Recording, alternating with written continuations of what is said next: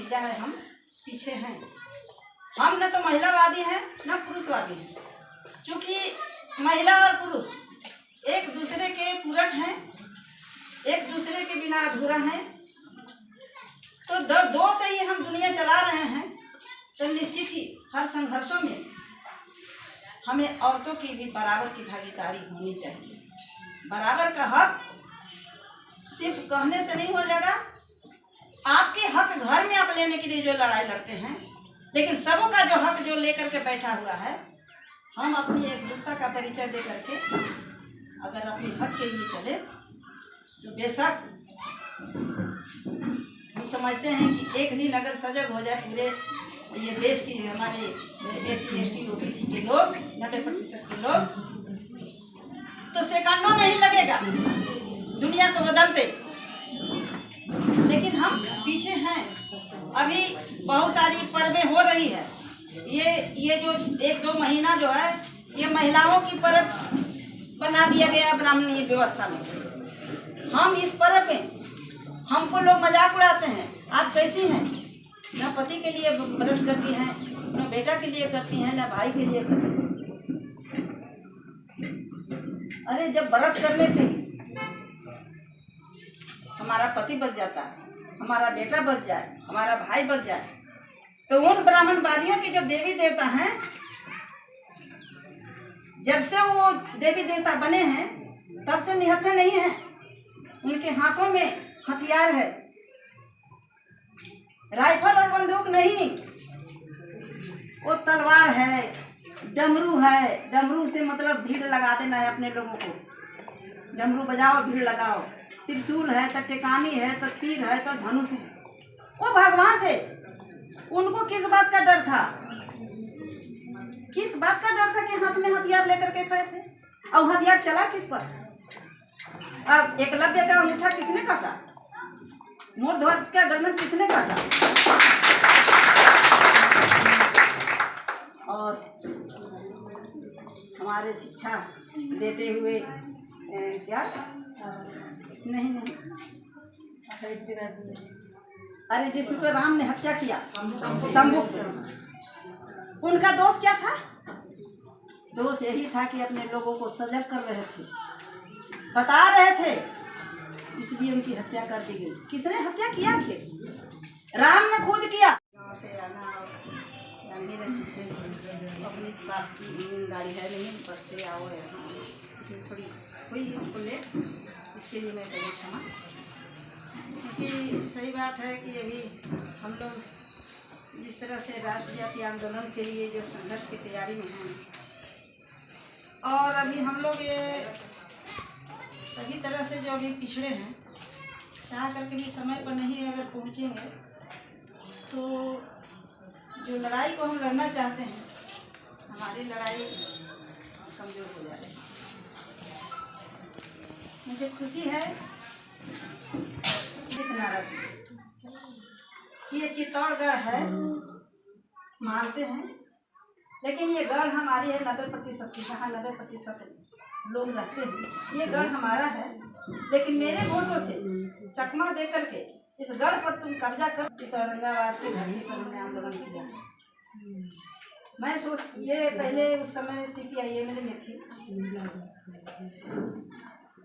औरंगाबाद विधानसभा से हम 90 में चुनाव भी लड़े, और बहुत कम वोट से लड़ते लड़ते हम पीछे हटे। जिसका कारण ये था कि क्योंकि उस समय जो कई पार्टियां चलती थी, इसे पे बढ़ूं या नहीं बढ़ूं, बढ़िए तो हमें किडनैप करने के लिए सत्येंद्र नारायण सिंह जो यहाँ के मुख्यमंत्री है, मदनपुर क्षेत्र में ही किडनैप करने की जरूरत है। जब सभा हम करने जाते थे, जिस गांव में आपकी पवई है, सिलाड़ है, मंगराही है, ओरा है, यहाँ की घटना से आप लोग अगर अवगत होना चाहेंगे तो वहाँ की जनता से आप अवगत हो लेंगे कि मुझे चुनौती दिया जाता था। इस गांव में जिस दिन ये आ जाएगी, उस दिन खून की नदी बहेगी। सिलाड़ में अरुण सिंह थे वहाँ जो नगर पालिका का चेयरमैन, लेकिन जिस गांव में चुनौती चुनौती दिया, उस गांव में ही जाकर के हमने सभा किया। जब सिलार में जब हम सभा कर लिए थे तो ये अरुण सिंह कुछ बाहरी गुंडों को बुला करके रखे थे मेरी हत्या के लिए। मैंने चुनौती देकर के वहाँ जाकर के एक सभा की। बहुत लोगों को पीपल का पत्ती देकर के घर में बंद कर दिया गया था कि अगर इसमें शामिल हो जाओगे तो सबको हम जला देंगे, तुम लोगों को जान मार देंगे। वहाँ की गरीब जनता पूरी अपने घर में कैद थी, लेकिन मैं बाहर जा कर के सब कोई बाहर अपना आइए या मत आइए, मेरी आवाज़ आपकी। तो राम ने हत्या किया शंभू से। उनका दोष क्या था? दोष यही था कि अपने लोगों को सजग कर रहे थे, बता रहे थे, इसलिए उनकी हत्या कर दी गई। किसने हत्या किया? राम ने खुद किया। और इसी को लोग आदर्श पुरुष कहते हैं, जो अपनी बीवी तक के लिए छोड़ दिया। आदर्श पुरुष। जब ऐसे ही लोग आदर्श पुरुष कहे जाएंगे तो सोचिए क्या होगा, हमें बर्बादी होगी कि नहीं। तो इसलिए जन्म जब लिया है तो एक दिन मरना है, लेकिन मर कर के जब हम अपनी कोई इतिहास नहीं बना पाए मरने के पहले की तरह हमारी जिंदगी होगी। जिंदगी जिए तो बाबा साहब की तरह, जिंदगी जिए कबीर साहब की तरह, जिंदगी जिए तथागत गौतम बुद्ध की तरह। आज उन्हीं की मिसाल से और यहाँ से हो रहे हैं कि अगर इसमें शामिल हो जाओगे तो सबको हम जला देंगे, तुम लोगों को जान मार देंगे। वहाँ की गरीब जनता पूरी अपने घर में कैद थी, लेकिन मैं बाहर जा कर के सब कोई बाहर अपना आइए या मत आइए, मेरी आवाज़ आपके कान तक पहुँच जाएगी। मुझे काफ़ी छेड़छाड़ किया गया, लेकिन फिर भी जब हमारी सभा हुई, हमने सभा में पॉलिटिकल गाली दिया उसको। ऐसे मुझे गाली नहीं आता, लेकिन पॉलिटिकल गाली दिया, उनको ललकारा हमने। आज औरंगाबाद विधानसभा में परिवर्तन हुआ है, यहाँ के विधायक दूसरे बन रहे हैं, तुम भी लोग क्यों बनोगे? तो ये हमारी ना समझे ही नहीं। हमारे बाबा साहब संविधान में कब हमारी हक और अधिकार के लिए बता गए, लेकिन हम पीछे रहे क्यों? क्योंकि उन्हीं लोगों की शासन थी, उनकी शासन थी, हमें समझने नहीं दिया जाता था। हम शिक्षित नहीं थे, हम ठेका बोर्ड अंगूठा छाप थे, मुझे कोई जानकारी नहीं थी, जिसका नतीजा था कि अपना बहुमूल्य वोट हम दे करके उनको शासन में लाया करते थे, हम उनका गुलाम बन गए। लेकिन अब हम लोग धीरे धीरे सजग हो रहे हैं। एक बात की मुझे अफसोस है कि जिस मोहल्ला में हम मीटिंग कर रहे हैं, इस मोहल्ले में सारे लोग अम्बेडकरवादी होनी चाहिए थी, लेकिन मुझे लगता है कि जिस मोहल्ले में मीटिंग कर रहे हैं, इस मोहल्ले में गली में सारी औरतें बैठी हुई हैं। मैंने कहा कि अरे भई आप ही लोगों के लिए मीटिंग हो रही है, आप यहाँ बैठे हुए हैं, लेकिन आज भी वो लोग कान में तेल डाल करके सोए हुए हैं। तो महिलाओं की दोष नहीं है, दोष यहाँ पुरुषों की है। पुरुष हमारे साथ अन्याय करते हैं, हालांकि ना समझी है उनका भी, वो मीटिंग में जुलूस में जाएंगे, उनको जानकारी होता है, लेकिन हमें तो चार दीवारी में कैद रख दिया जाता है, इसलिए दुनिया की जानकारी मुझे हो नहीं पाता।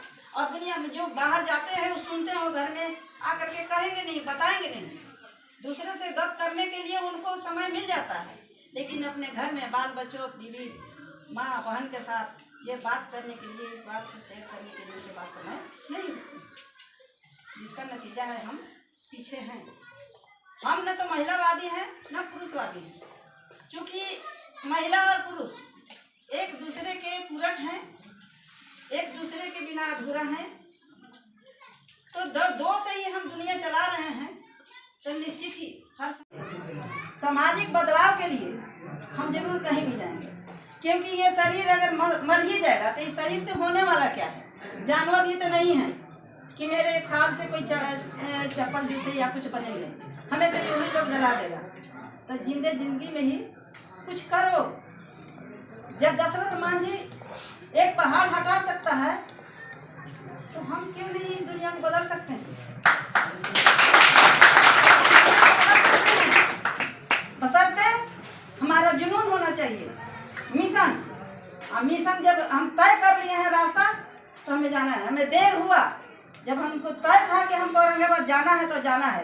देर ही पहुँचेंगे लेकिन चलवे नहीं करते तो पहुँचते कहाँ से। इसके लिए चलना होगा, पढ़ना होगा, अपनी त्याग करनी होगी, हमें समय देना होगा। अभी जितिया भी आएगा और बेटा के लिए जितिया में होता है, जितिया भी आने वाला है। हम कल कि अगर जितिया करने से उसका बेटा बच जाए तो हम समझते हैं कि पूरी दुनिया की बातें तो नहीं कर सकते, लेकिन ये जहाँ हमारा पिछड़ा समाज है वहीं पर ब्राह्मणी व्यवस्था कायम है। यहाँ के लोग जहाँ ब्राह्मणी व्यवस्था के शिकार हैं, वहाँ जो हमारी औरतें करती हैं, उनका बेटा एको के मरना नहीं चाहिए। जिस दिन पर्व करती उसी दिन मर जाता है। वो हथियार लेकर के लड़ता है और हम भूखे रह करके, उपवास रह करके, ना जाने कोची कोची पूज करके हम अपने बेटे की जिंदगी की कामना करते हैं। दुश्मन घेरे हुए हैं और हम पर्व करके उसको बचा लेंगे कि मुझे लाठी उठानी होगी। वक्त आ गया तो हथियार भी उठाना पड़ेगा। हमारे यहाँ मेडिकल साइंस दो तरह के चल रहा है, फिजिशियन और सर्जन। जहाँ सर्दी खांसी बुखार है वहाँ मेडिसिन से काम चल जाएगा, लेकिन जहाँ ऑपरेशन करने की बात है वहाँ तो चाकू लगाना ही पड़ेगा। हर चीज का इलाज टैबलेट से नहीं किया जा सकता, लेकिन परिस्थिति आएगी तो तथागत गौतम बुद्ध ने भी हिंसा की बातें नहीं कहा कि हिंसा करो, लेकिन हिंसा कहते किसे हैं ये परिभाषा लोग नहीं बताते। हिंसा और अहिंसा में फर्क नहीं बताते, बस मार दिया, कोई सू मार दिया तो उसको हिंसा है।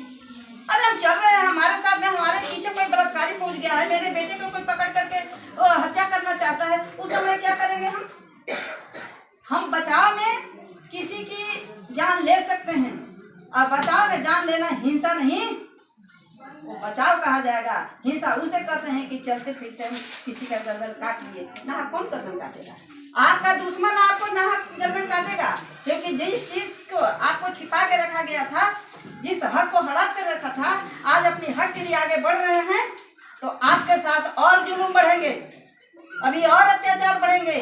चलते चलते पग पग में आपके साथ बलात्कार हो सकते हैं, आपके बच्चे को अपहरण किया जा सकता है, आपको गोली मार दिया जा सकता है, कुछ भी किया जा सकता है। इसलिए कुछ भी किया जा सकता है, इसकी तैयारी से चलना होगा, हर तरह से आपको तैयार रहना पड़ेगा, तब आप लड़ाई लड़ सकते हैं। और इसके लिए हमें महिलाओं को इन हमारे अपने घर के 80 आप 85 करते हैं, हम 90 करते हैं। बाबा साहब के कैलेंडर बाहर लगा हुआ है, बाहर का रूम में, और अंदर में वो पता नहीं 5 हाथ 10 हाथ वाली कौन लक्ष्मी या दुर्गा कौन का अंदर।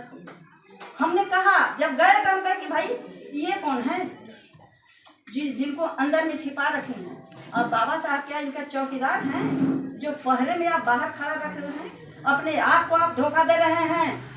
इस धोखा से आपको सावधान होना होगा। वही हमारा दुश्मन है, जिस दुश्मन को आप छिपा रखे हैं उनको घर से बाहर निकालो, ये आपका है नहीं, आपके बाबा साहब की हद से बुरा है। तो ठीक है, हम समझ गए हैं।